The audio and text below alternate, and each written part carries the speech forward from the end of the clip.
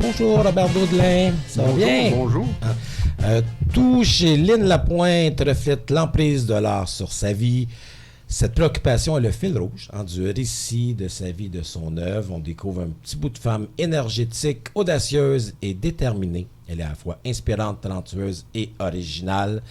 Avec Lynn Lapointe, l'art et la matière, Carmen Garcia, Herman Gutiérrez. Bonjour Herman. Bonjour. Bonjour. Offre un documentaire qui fait un peu honneur à cette grande dame.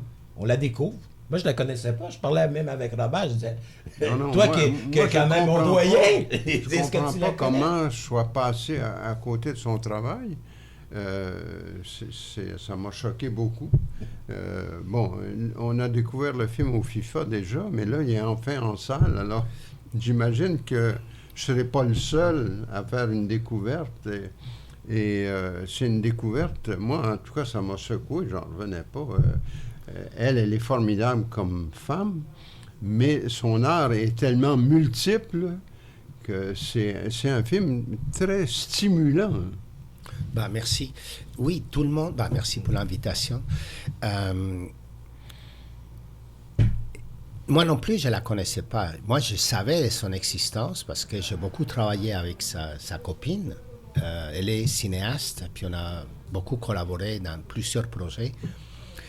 Et je savais qu'elle existait, mais c'est une fois que nous sommes allés à Sutton, je crois, présenter un film, Falardeau, le film qu'on a fait sur Falardeau. Et après, on a fini par aller prendre un verre chez eux. Et c'est là où j'ai vu Lynn, j'ai vu sa maison, son atelier, et je réalisais vraiment les choses qu'il faisait. Mais c'est plus tard, c'est comme quelques années plus tard, un jour, j'appelle Nancy. Et je trouve que sa voix est un petit peu différente parce qu'on se connaît très bien. On a fait des milliers de kilomètres ensemble dans toutes sortes de situations, des documentaires. Et je lui dis, qu'est-ce qui arrive? Qu'est-ce qui se passe, Nancy? Es-tu bien? Elle me dit, Lynn, nous sommes à Sherbrooke, à l'hôpital, et on n'est pas sûr que Lynn, on ne sait pas qu'est-ce qui peut arriver. Je dis, waouh! Alors, ma seule réaction était... Écoute, est-ce qu'il y a quelque chose sur Lynn? Est-ce qu'il y a des coins? Il me dit, écoute, il y a 2 minutes de Télémétropole, mais à part ça, il n'y a rien. Pour ceux qui ne connaissent pas Télémétropole, c'est une télé qui existait il y a 40 ans. C'est le TVA aujourd'hui. C'est ça, voilà, c'est le TVA d'aujourd'hui. Et alors, j'ai dit, écoute, si tu veux, faisons quelque chose. Mais moi, c'était en 10 minutes, en 15 minutes, quelque chose, un hommage que j'avais vraiment... Il dit, écoutez, elle est un petit peu réac à ce type, mais je vais lui demander, elle n'est pas facile, tu le sais bien, tout ça. Bon, finalement, elle s'est repris et tout, elle a dit oui, et on a commencé à filmer petit à petit. 3 heures ici, 3 heures là-bas, j'allais chez eux, c'est à 2 heures de Montréal. Et plus j'allais, plus je m'apercevais qu'on était en face vraiment d'un personnage, d'un bon personnage. C'est donc un tournage qui s'est étendu sur un long moment? Oui. Il faut dire que la pandémie était aussi de la partie. Et étant l'état de santé d'elle et tout ça, c'est sûr qu'avant d'aller la voir, moi, je voyais personne 3 jours avant pour être sûr que... En tout cas, non, ça durait comme 3 ans et demi, 4 ans, la production. Wow. Mais en réalité, un tournage comme tel, et on a fait 22 jours ou 23 jours. Avec les experts, avec les trucs. Ça fait que c'est pas beaucoup. Non. Mais c'est intéressant que tu mentionnes que tu l'as rencontré pendant ces 3-4 années, parce qu'on sent dans le film une très grande complicité entre toi et elle. Dès le départ, tu le mentionnes, puis tu l'affiches, tu dis on tourne, puis à certains moments, bien sûr, tu poses des questions, directement dit Herman et tout. Donc, cette relation un peu spéciale qui s'est établie entre vous permet aussi de bien reconnaître ce personnage-là. Elle se sentait à l'aise. Puis effectivement, t'es un peu rebelle, et aurait pu, je veux dire, se braquer et rien dire, alors qu'au contraire, je pense qu'elle te faisait seulement confiance pour qu'elle puisse, finalement, la faire découvrir un peu de l'intérieur chez elle. Oui, merci. Oui. Je pense que j'ai réussi à avoir une belle complicité avec elle. Et puis, il faut dire que j'étais tout seul la plupart du temps. Alors, ça aide. Il y a Emeren Garcia, qui est une professionnelle. Elle a travaillé 35 ans au MAC, Musée d'art contemporain de Montréal. Et ils se connaissent très bien. Alors, j'avais quand même des sources où je pouvais aller piocher sur l'histoire, la démarche, ses œuvres. Il y a Nancy Marcotte qui a tous les visuels, les archives, tous les œuvres, c'est elle qui fait les photos et tout ça. Elle est quand même bien entourée dans ce qui concerne la conservation et la mémoire. Oui. Mais cette complicité-là, elle est très claire parce qu'il y a des moments où elle sollicite ton accord. Elle se tourne carrément vers toi comme pour dire « ça va, là, on fait du bon travail ce matin ». Ça, c'est très chouette parce que ça humanise l'entreprise. On n'est pas en train de bâtir une statue. Au contraire, on essaie de s'approcher de la créatrice, mais avec toute sa complexité. Oui, oui, mais elle est... Bon, évidemment, elle est très intelligente. Elle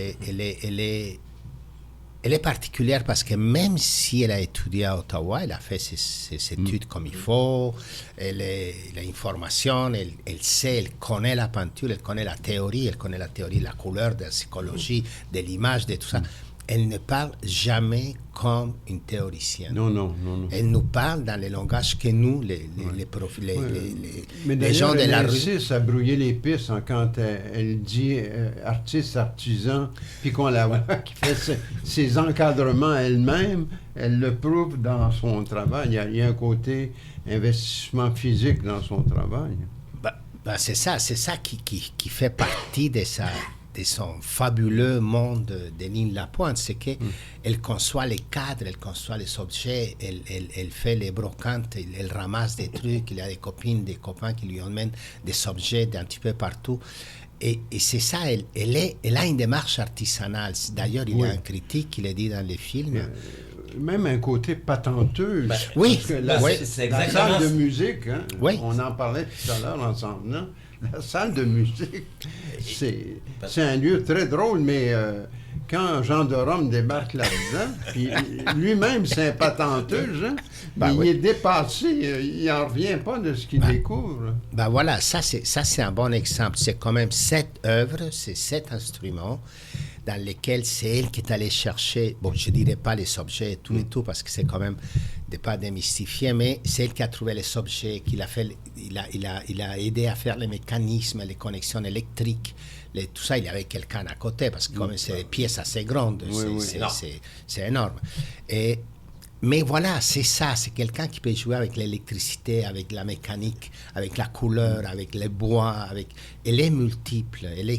Bon, en tout cas, avant que le temps passe, une chose est sûre, qu'indépendamment de la qualité du film, que vous l'aimiez ou que vous l'aimiez pas, vous allez rencontrer un personnage extraordinaire qui mérite d'être connu, parce qu'elle est fantastique. Mais c'est intéressant parce que je l'avais noté, je l'avais marqué patenteuse, lorsqu'on voyait cette scène-là de ce qu'on appelle des tableaux musicaux.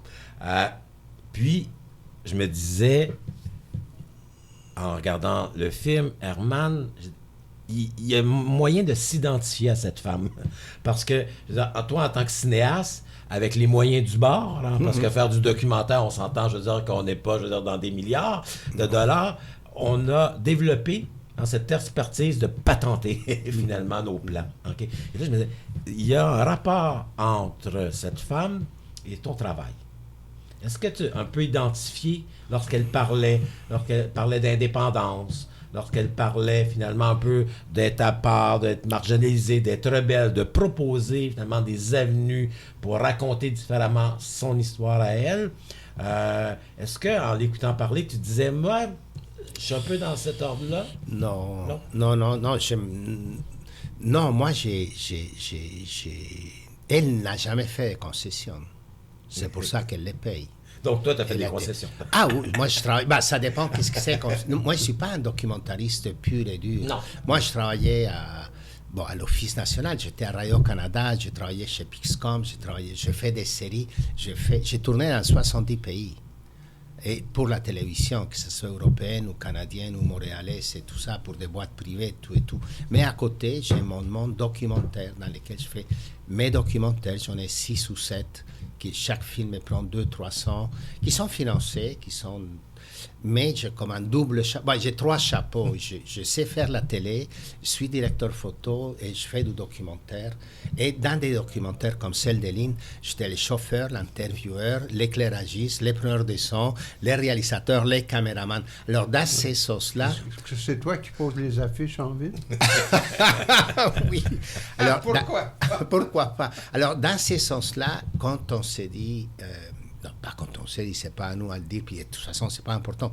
Mais un cinéaste, documentariste, aujourd'hui, c'est ça. C'est faire la caméra, les sons, la recherche, l'interviewer, conduire l'auto, etc., etc.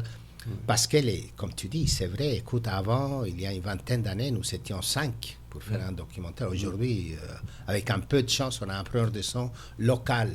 C'est-à-dire que si je vais à Calgary, je vais engager quelqu'un à Calgary oui. parce que, etc. Alors oui, on en arrache, il faut le dire aussi. Oui. Je reviens à Lynn. Il y a une chose qui est très belle et qui est très présente dans le film, c'est qu'il n'y a pas de distance entre sa vie et son art. Je veux dire, elle parle de sa vie, d'ailleurs, de sa petite enfance, mais de ses problèmes de santé qui auraient pu mettre fin à sa carrière de créatrice, mais tout ça est confondu et ça va jusqu'au lieu parce que sa très belle maison qui est très présente à partir d'un certain moment dans le film, c'est comme une super installation de fait. La maison, on pourrait ne filmer que la maison et tout serait dit par rapport à son attitude, son attitude par rapport à l'art et au geste de créer. C'est exactement ça. Chez elle, c'est son atelier, mais son atelier déborde les terrains, par exemple, là où ils font pousser les légumes, les barrières, comment on appelle ça, pour se protéger contre les chevreuils qui ne viennent pas manger. Oui. Et les ratons là-bas. Les ratons, c'est eux qui l'ont façonné avec la vigne.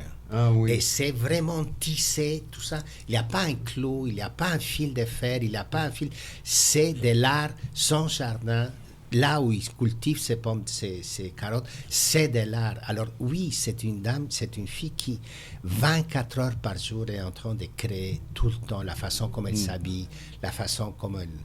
Oui, bon, il faut dire que je suis fasciné par elle. C'est pour ça qu'on a fait un film sur elle. Il faut aimer son personnage ou l'haïr pour pouvoir le faire. Oui. Mais dans ces cas-là, je suis fasciné par Lynn. Oui, mais en plus, elle a tout de même un sens de l'humour, malgré les côtés tragiques de sa vie. Parce qu'il y a des moments où elle s'arrête dans son discours pour se marrer à ses propres dépens. Et ça, c'est très chouette. Hein? Elle est formidable, elle s'investit totalement dans ce qu'elle fait, mais elle sait mettre une certaine distance par moment aussi. Je pense que la vie l'a appris à se protéger, parce que justement, quand elle était petite, il était mineur, alors tu sais, les frères plus grands prennent toujours avantage sur les plus petits, surtout si c'était une fille. Son père, paraît-il, n'était pas très rigolo non plus. Non. Sa vie, son orientation sexuelle, il y a 40-50 ans, c'était pas si évident. Pas le temps, oui. Déjà, aujourd'hui, on en arrache encore. Alors, il y a... Après ça, c'est sa amour. Après ça, elle a beaucoup travaillé à l'extérieur, à Sao Paulo. En tout cas, on ne va pas raconter le film, mais ça a toujours été difficile parce que ce qu'il faisait, c'était oser. Écoutez, aller faire une exposition, aller prendre les maritimes Harbor à New York pour faire une exposition dans laquelle il y a une toile qui fait 100 mètres par 75 mètres. Il faut le faire. Il faut avoir du gaz.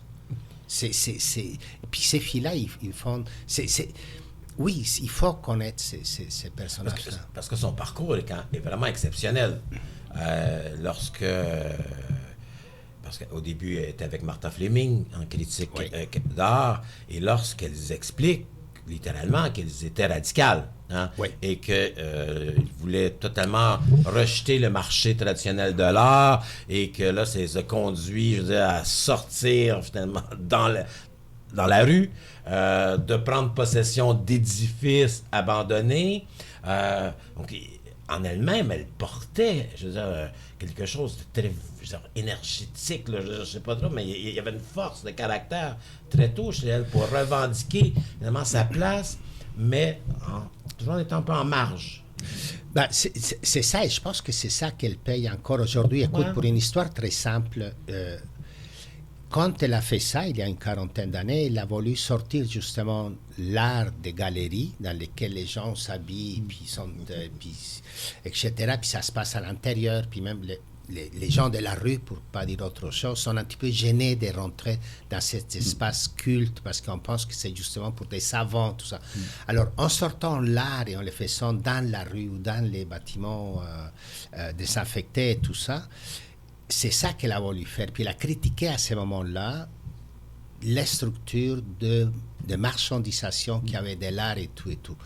Puis comme vous le savez, à Montréal, puis ça n'a pas changé, il y a 8 ou 10 acheteurs, puis il y a 8 ou 10 qui font et défendent l'art contemporain. Je ne veux pas me faire des amis, mais c'est comme ça. Peut-être un petit peu. Et voilà, il y a des gens qui lui en veulent encore. Et puis il y a des gens qui l'aiment, parce qu'il y a des mécènes qui lui achètent des œuvres et tout. Mais il y a une partie qui l'aime pas beaucoup. Et ça, elle les paye encore. Alors oui, elle a reçu des coups, toutes sortes de coups intellectuels, physiques, amoureux, j'imagine, je ne sais pas, là non plus, là on n'a pas... Alors oui, elle se réserve quand même. Je ne sais pas si je réponds à ta question, mais... Mais ça, c'est intéressant parce que, on ne veut pas tout mentionner, mais vers la fin, dans sa maison, je pense que c'est Madisonville, il y a un atelier. Hein, il y a une petite cabane, dans le fond, où, je veux dire, on retrouve certaines œuvres. Puis là, elle sort des œuvres qui représentaient le 20e siècle. Puis je pense que tu lui poses la question, ben, pourquoi ils sont là, tu sais? Puis elle a dit, personne n'en veut de mes œuvres. Ben, personne. Il n'y a plus personne qui veut de mes œuvres. Puis, dans cet atelier qu'on visite avec toi, je veux dire, il y a une multitude d'œuvres. Je ne sais pas combien, là, mais il peut y avoir des centaines d'œuvres. Donc, on sent chez cette femme cette vitalité de créer, mais à la fois la difficulté aussi d'être vendue, mais minimalement d'avoir une certaine forme de reconnaissance. Oui, ben c'est ça aussi sa ténacité. C'est ça l'effet que quelque part elle réussit à passer à travers les temps, sans argent et pas argent et tout ça. Elle a besoin de créer, c'est maladif chez elle. Elle a un entrepôt ici en Ribourassa et à Haut. C'est un coin où on ne va pas très souvent. C'est des entrepôts. Écoute, c'est 4 fois ma maison. Plein des œuvres, des œuvres monumentales. J'avais l'idée avec M. Bourgi, mais ça n'a pas marché, c'est un grand acheteur d'art ici à Montréal, d'engager une quinzaine d'étudiants, d'aller à l'entrepôt, parce que vous pouvez mettre 3 petits avions là-dedans. Non, c'est immense, Tout sortir, parce qu'il y a un grand stationnement devant cet entrepôt, et tout sortir pour pouvoir les filmer, puis voir et tout. Et puis, évidemment, tout re-rentrer à nouveau et tout ça. Oui. Mais ni elle, Lynn Lapointe, ni sa ex-copine qui est à Copenhague, au Danemark, ont voulu le faire parce qu'ils ne veulent pas. Ils disent non, ça va être trop dur. Laisse ça, Herman, laisse ça là. On t'a permis d'aller voir, mais on ne veut rien. Non. Mais il faut garder l'idée. L'idée de l'expo dans le parking, c'est une très belle idée. Ben, écoute, parce que... c'est une façon de réinvestir les lieux, hein? Par exemple. On pourrait leur vendre de cette façon-là. Comme statement, tout serait là. Écoute. Dis-moi, je te ramène au niveau du travail. Tu nous as rappelé que c'est toi qui as fait la caméra. Au montage, c'est toi aussi qui étais au montage? Non. Le montage, c'est plus... Bon, avec Carmen, on prépare. C'est surtout Carmen Garcia, qui est la productrice, scénariste, co-réalisatrice. Elle, c'est notre cinéaste dans les termes de bon. Et c'est le monteur Louis Martin. Paradis, hein? C'est Louis Martin qui a fait le montage. Oui, c'est sa signature. Ouais. Qui connaissait déjà Nancy aussi. Ah oui. Alors ça a aidé. Puis qui connaissait déjà les musiciens, qui connaissaient... Oui. Mais Jean de Rome aussi. Jean de Rome aussi. Mais ça, c'est drôle parce que comme c'est qu'au générique de fin qu'on l'apprend, moi, pendant que le film était en marche... la musique m'interpellait beaucoup, puis je me disais, c'est qui ça? Est-ce que c'est Robert-Marcel Lepage ou de Rome? Parce qu'il y avait des textures qui leur appartiennent en commun, mais après, quand Jean apparaît à l'image, je me suis dit, ça y est, c'est lui qui a... écoute, je ne sais pas si on a le temps, mais là, une petite anecdote. Quand on a fait 90% du fin cut du film, et puis là, on a dit, bon, mais écoute, ça prend la musique pour fermer les films et tout ça, on a eu de l'argent de la Sodec ou je ne sais pas, on a eu un petit peu d'argent. Puis là, on a pu engager quelqu'un, mais on n'avait pas le temps. Alors là, Carmen, qui connaît Jean de Rome depuis longtemps, lui appelle et lui dit, écoute, Jean, on a ce montant d'argent-là, mais les grands problèmes, c'est pas ça, c'est qu'on a 2 semaines. Est-ce que tu peux nous faire quelque chose? Jean dit, ben non, je pars à Paris, je pars à Shanghai, je pars à ceci, je pars à cela, je n'ai pas le temps, je sais tes thèses, tout ça.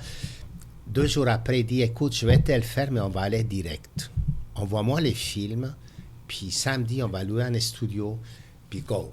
Ah oui. Je dis, go.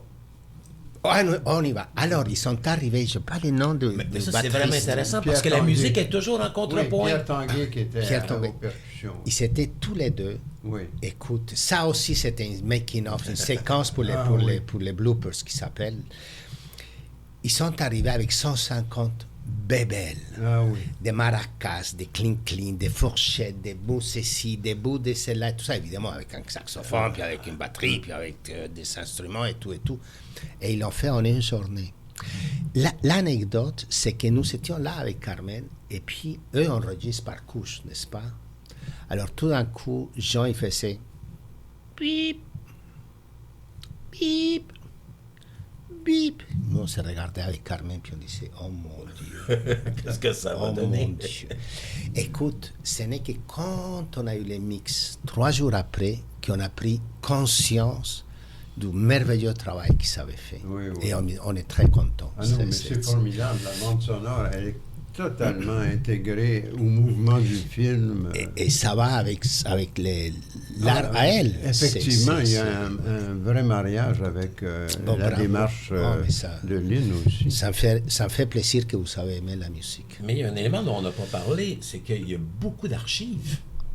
Parce que, je veux dire, oui, on parle beaucoup de Lynn, de son travail qui se passait dans la rue, puis qui parfois n'était pas, comme tu mentionnais, documenté par les grands médias. Donc, il a fallu, je veux dire, que tu aies cherché des photos de famille, des photos à droite et à gauche pour arriver à reconstituer ce passé. Parce que c'est clair qu'on ne suit pas chronologiquement sa vie, mais il y a des grands pans de sa vie qui sont exposés. Donc, c'était Nancy qui t'a aidé à ça ici, sachant que Nancy, parfois, elle a certains liens avec des archivistes. C'est ça, étant elle-même archiviste, elle-même travaille avec des archives. Mais il faut mentionner 2 choses. Il y a Lynn, justement, parce qu'il s'était destiné à ces groupes de femmes qui vont à New York, tout ça. Ils avaient fait du matériel en Super 8. Et Lynn, quand ils en étaient à Sao Paulo, et Lynn, en étant cinéaste, avait fait un film qui est très intéressant. C'est un 30 minutes ou 25 minutes, dans lequel c'est une lettre. Ils s'écrivent des lettres parce que là, leur amour avec la Torontoise, on va l'appeler comme ça, c'est pas gentil. Entre Lynn et Martha, leur amour commençait à partir et chacun commençait à prendre un chemin différent. Alors, ils se sont écrits des lettres. Et c'est très intéressant parce qu'ils parlent de l'art, non? Ils ne parlent pas des histoires personnelles. Et c'est très intéressant. Alors, on a utilisé beaucoup de ce matériel-là et puis des matériels qui avaient été filmés à New York. Mais le reste, c'est des photos, c'est des œuvres, parce que ça, il faut dire que Lynn a toujours été très consciente de conserver son coffre-fort. Je suis allé à la Caisse Pop filmer leur héritage. Oui. Et puis, c'est des diapositives. C'est 3 boîtes de diapositives dans lesquelles toutes ces œuvres sont là, tu vois. C'est ça, c'est lingot d'or. C'est là, voilà. Je sais qu'il ne reste pas beaucoup de temps, mais il y a un élément dont on n'a pas parlé, c'est ton travail à la caméra. Moi, ce qui m'a fasciné, c'est que cette caméra cherche constamment quelque chose. Elle se promène. Je ne sais pas si c'était voulu, mais on est dans l'atelier. Parfois, on approche d'une toile, et là, il y a un travelling qui nous amène à découvrir une partie de la toile. J'ai toujours l'impression que la caméra était là pour essayer de percer un mystère, je veux dire, dans son travail, chez elle, dans ce monde qui est sa maison. Moi, j'ai beaucoup aimé parce que c'est pas facile de filmer un artiste. Faut trouver une façon de le reproduire, de filmer son travail.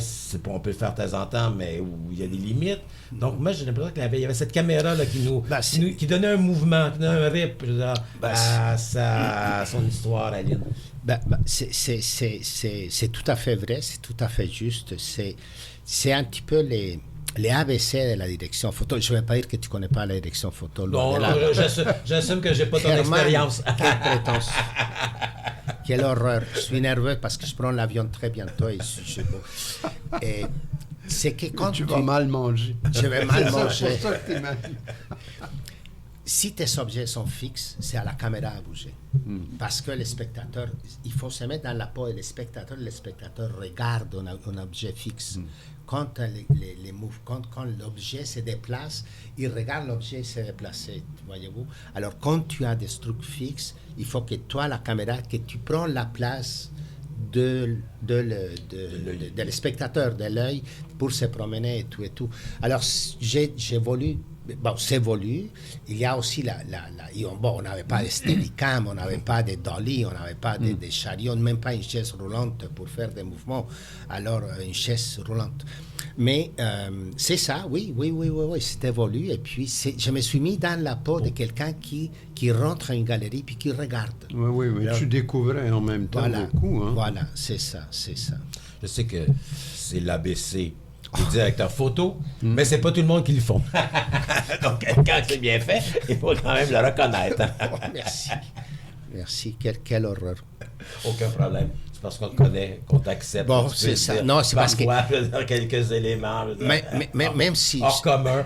Même si ça fait longtemps que je parle français, des fois, je n'ai pas assez de vocabulaire comme vous pour bien exprimer les choses. Bien. Non, tu es un peu rebelle comme Lynn, parfois, dans tes propos. Quelle horreur. Donc, on rappelle que le film, parce que c'est Germán Gutiérrez et Carmen Garcia, c'est important, c'est un film ici à 4 mains, qu'on pourrait dire, et à deux têtes. Et elle affiche à la Cinémathèque jusqu'au 21 mai. En espérant peut-être que là, il y a eu, on vous a rajouté une semaine, peut-être qu'on va encore vous rajouter une dernière semaine jusqu'au 26. Mais il faut absolument voir et découvrir cette Lynn Lapointe, L'art et la matière. Très, très beau pour film. Les gens de Québec, le film est au Clap. Elle est au Clap, oui, au cinéma Clap, oui.